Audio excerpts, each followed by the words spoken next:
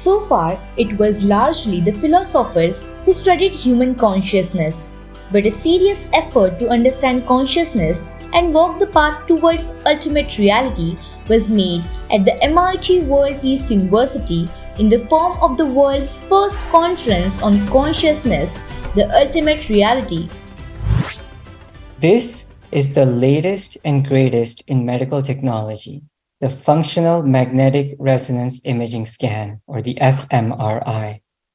This fMRI machine is able to measure your thoughts in real time as you are thinking them. On the right, you see the fully conscious state. Red is areas of high activity where thousands of gigabytes of information are processed by your neurons at an alarming speed of 1 billion calculations per second. It would take the world's fastest supercomputer known today over 40 minutes to do the same amount of work the brain does in 1 second. In the middle, you see the minimally conscious state. All the red areas of high activity are gone, and the brain appears mostly green. This is in deep sleep or under anesthesia or drugs or other states when you're not fully conscious, like meditation, for example. And then there is the vegetative state. The vegetative state is a medical term for persistent coma. People who have spent months or even years of their life in a coma have this pattern of activity. There's barely anything. There's barely any activity, but there is something there. You are experiencing something. You're not dead. So what is happening in this state? In this state between life and death? Today, go to any bookstore and you'll find a sizable collection on near-death experiences, or NDEs. Curiously, almost every person who undergoes these experiences and comes back alive describes some form of floating and white light. Why is this experience similar? Regardless of your religion, or whether you believe in God, or reincarnation, or science, everyone seems to start out with this same experience. Why? This used to be the realm of philosophy and psychology, but with new advances in medicine, questions like what's between life and death are now making their way into prominent peer-reviewed journals. In the last 20 years alone, there have been more than 674,000 scientific publications on what happens between life and death.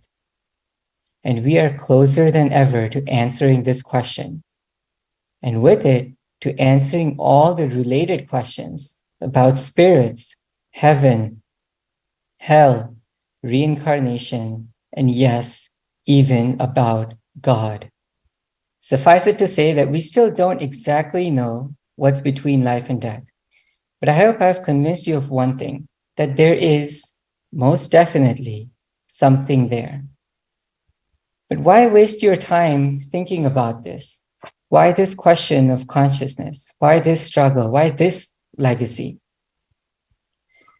Because in it, there is a potential to unlock the answers to our deepest questions of who we are, where we belong, and why we are here. I see the potential in this investigation to free ourselves from our biological bodies, bodies like the one my daughter will soon be born with, bodies that start out like miraculous machines, but will inevitably move towards failure and death. By understanding what happens between life and death, I see the potential to free ourselves from the endless cycle of going through both of them over and over again. It's the end of karma, the end of ignorance, a true liberation. I see in this work the potential to end all human suffering forever. Thousands of years ago, Gautama Buddha laid down his first noble truth. There he said that there is suffering.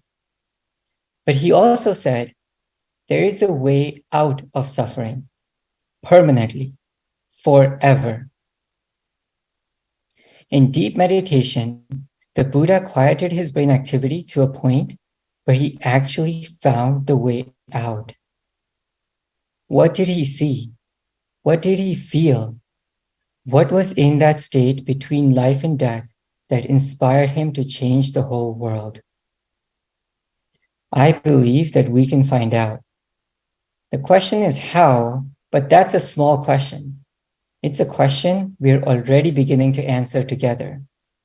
And if you're interested, I encourage you to join us. Email me, I'm happy to collaborate. Because in the end, whether reality exists or not, as some of the speakers have said today, whether physics is right, whether Vedanta is right, whether there's quantum mechanics or light, it doesn't matter, because your experience is your experience. Can we experience the infinite? I'm not here to give a esoteric talk about whether God exists or reality exists. I want to know, can I experience the infinite? Can I experience God as so many before me have said that they have done? And so I invite you to join us scientifically, join us with philosophy, join us in any way to find out and experience what it means to truly be alive and be free from the cycles of birth and death and reincarnation and be free forever.